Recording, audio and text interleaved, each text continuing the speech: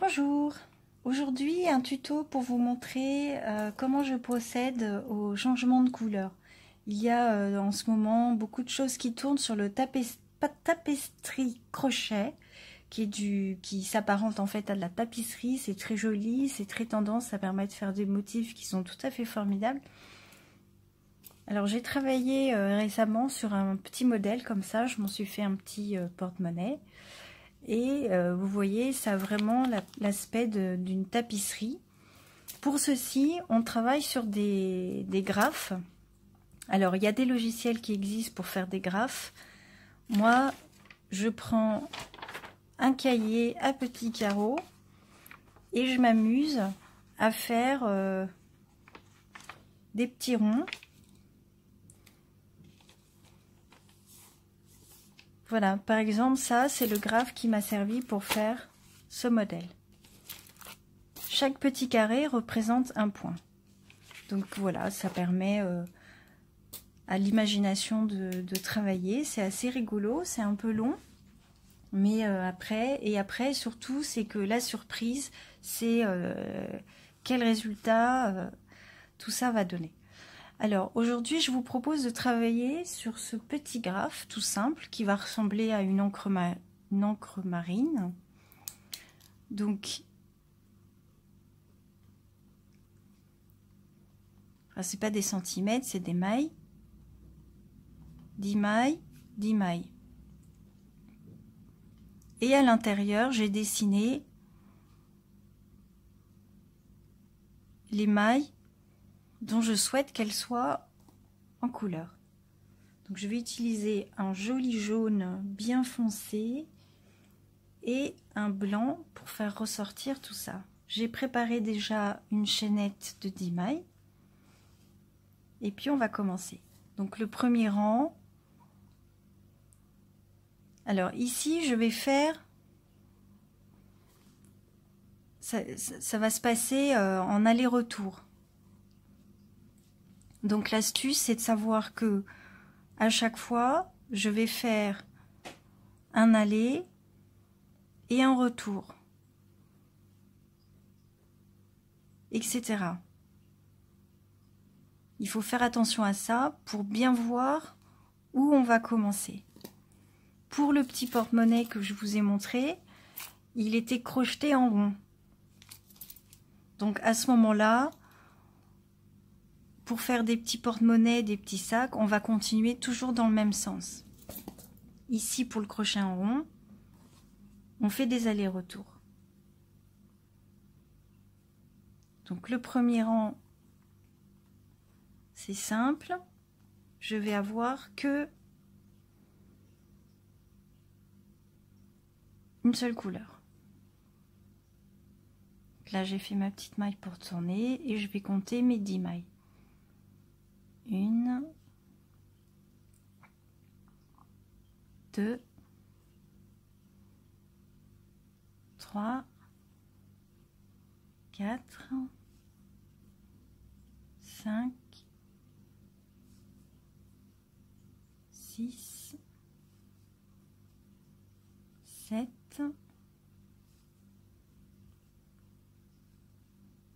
8,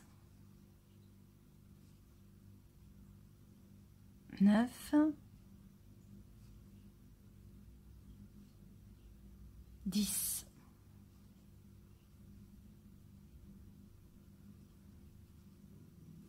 Ce que j'aime bien faire quand je dessine mes graphes, je me laisse une bordure où je ne vais pas faire de changement de couleur.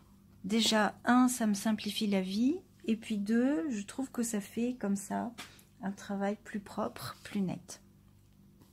Donc là, je vais me préparer à introduire ma deuxième couleur. On est arrivé au rang numéro 2.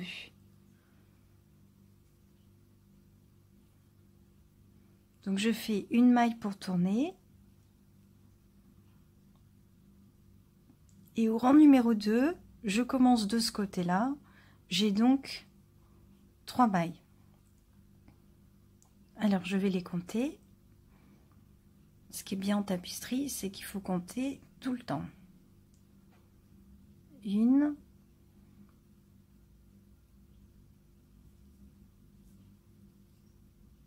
2, 3. À la troisième maille, je m'arrête et je vais introduire ma couleur.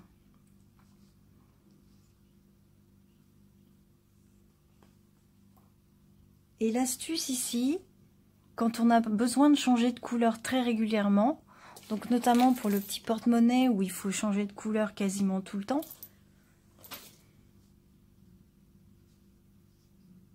au lieu de reposer mon fil et de changer, de prendre l'autre, etc., mes deux fils sont constamment sur ma main. Donc je vous montre encore une fois comment je fais ça. C'est magique. J'ai mon fil que je tiens habituellement. Alors moi j'aime bien le mettre autour de mon petit doigt. Le fil de couleur, le fil secondaire, je vais le faire passer sur le dos de ma main et je vais l'enrouler également autour de mon petit doigt. Et je vais garder ce fil jusqu'à la fin. De temps en temps, ça bouge un peu.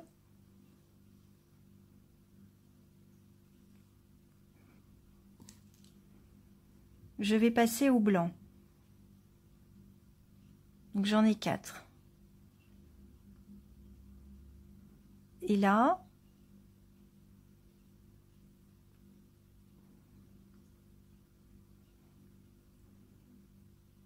je vais faire passer le fil blanc derrière le fil jaune pour le tirer et le travailler.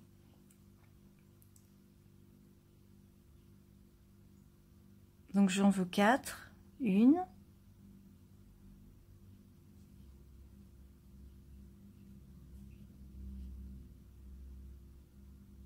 2,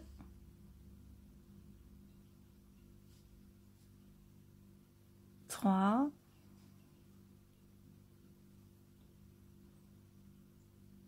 4. Et ici, encore une fois, je termine pas avec la même couleur. À la dernière maille, je termine par la couleur suivante. Comme ceci. Et là, vous voyez, quand on regarde par-dessus, j'ai bien 1, 2, 3, les 3 mailles jaunes, 1, 2, 3, 4, 1, 2, 3, 4. Puisque le brin, en fait, qui termine la maille, va sur la maille, va se positionner au-dessus de la maille suivante. Et ici, je termine avec 3 en blanc.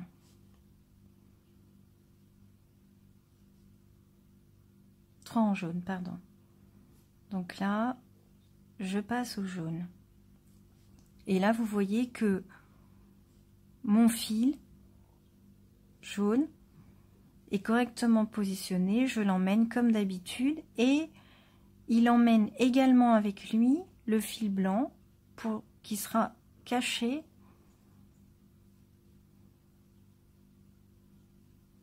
dans l'ouvrage. Et là, je termine. J'ai terminé mon rang, je fais une maille pour tourner et je vais tourner.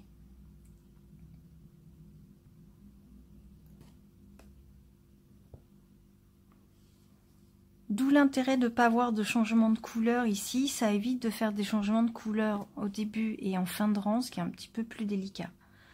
Donc maintenant, je vais arriver à ce rang ici. Alors celui-ci est fait, celui-là est fait. Je vais passer de ce côté-là. De ce côté-là, et je compte. Donc j'en veux 2.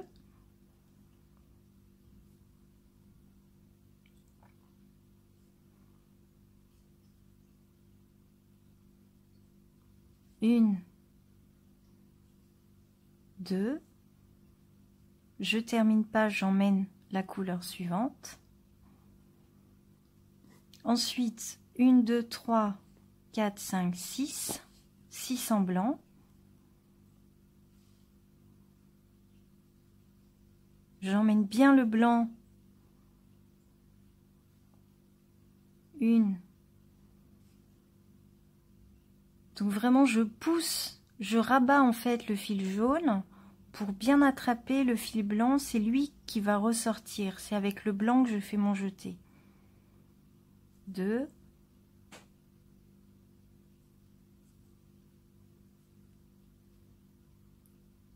3.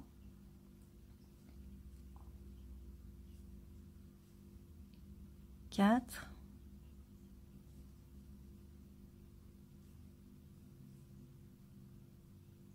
5. 6. Je termine pas, c'est la dernière. Je termine avec l'autre couleur. Je suis arrivée ici. Donc on en a 2. 1. 2. Une maille pour tourner et je tourne.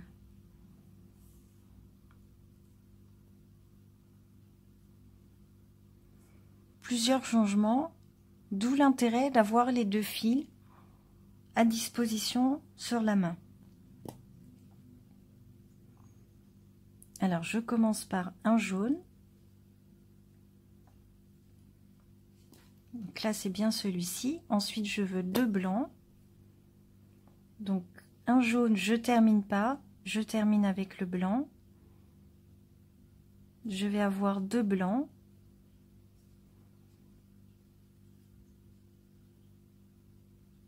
Un, 2, je termine pas, j'emmène le jaune. Je veux un jaune.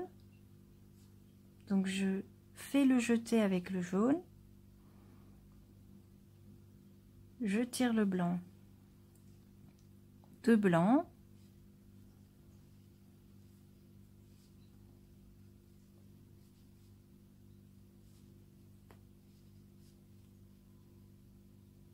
Que je termine pas, je termine avec le jaune. Ensuite, je veux un jaune. Je veux 2 blancs.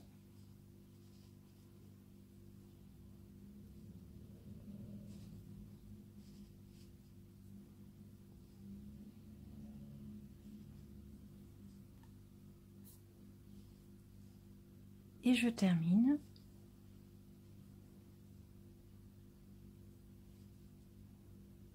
Une maille pour tourner et je tourne. Alors des fois ici autour du petit doigt ça s'enlève un peu, donc on remet gentiment les fils autour du petit doigt et on va continuer. Donc je viens de faire ce rang là, je vais passer de ce côté là. Donc de ce côté là il me faut un jaune.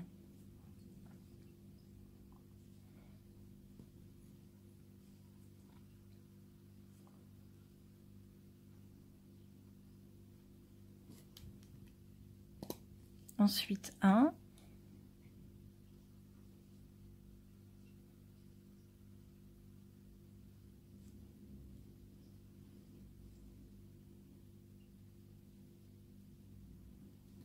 Ensuite 2.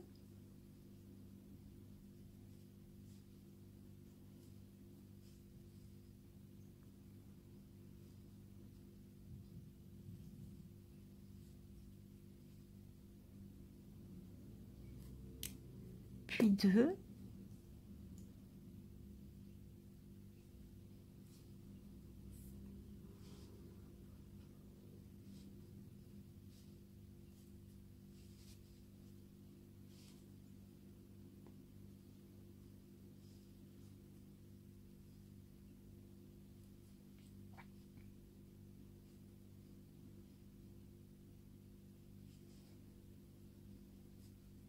Puis 2 en jaune.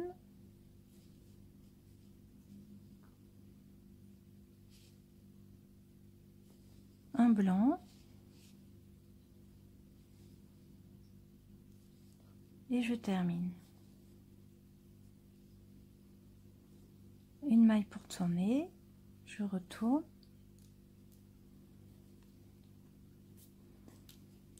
Ça c'est fait. Alors si on a plusieurs modèles, on peut aussi les rayer. Et je suis arrivée ici dans l'autre sens.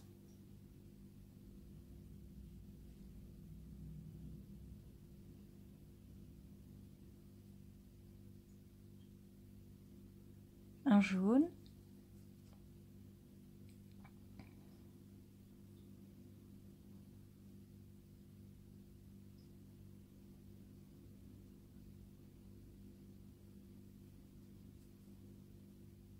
Blanc.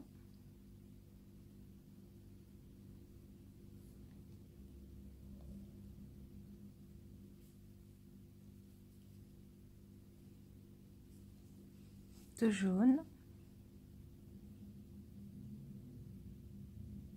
Ah, il ne va pas venir.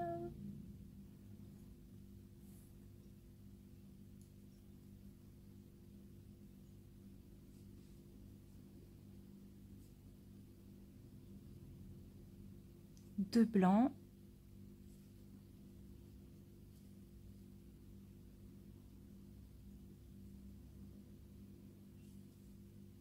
De jaune.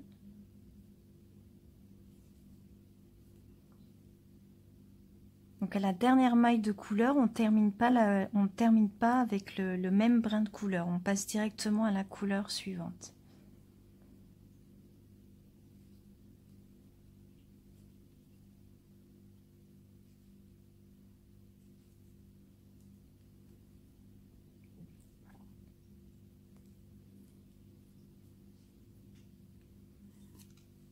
Ce rang-là est fait. On passe au suivant. Donc là, j'ai 4 jaunes.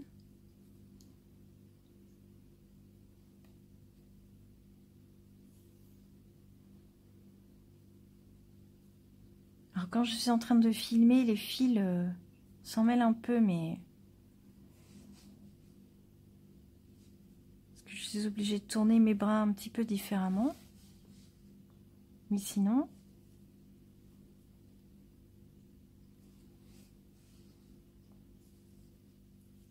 le fil reste bien en place. Donc là, j'ai 4 jaunes, 2 blancs,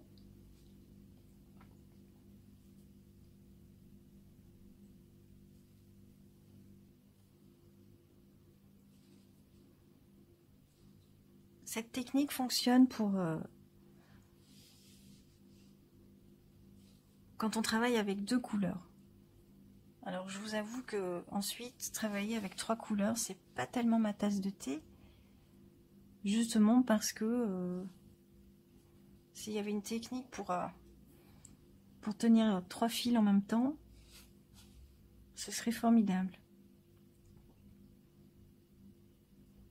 Je viens de finir ce rang-là, on arrive ici, on a presque terminé.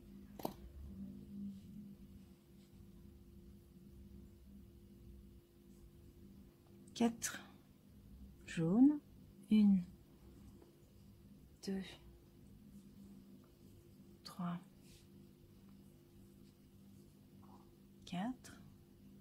Ah, la laine s'est dédoublée.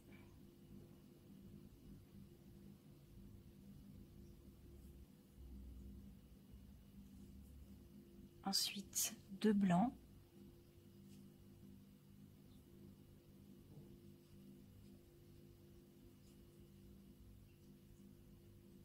Puis 4 jaunes.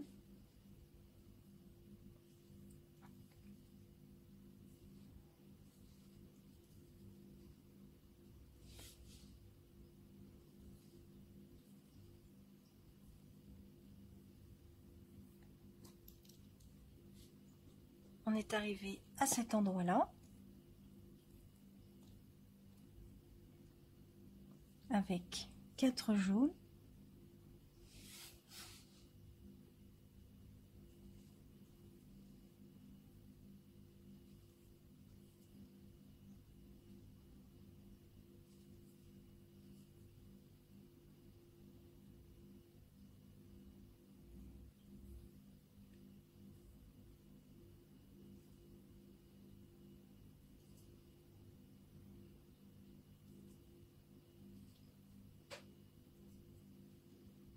2 blancs, puis tout en jaune.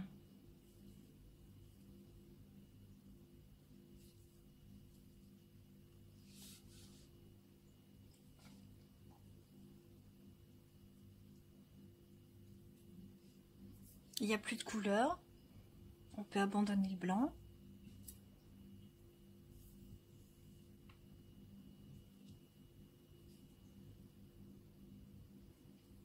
Et on va terminer le mini carré.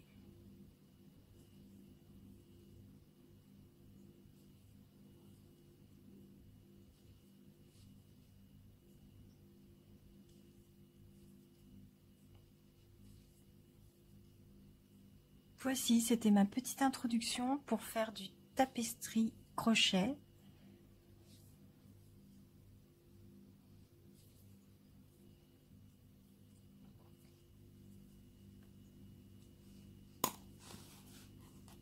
Et voici le résultat.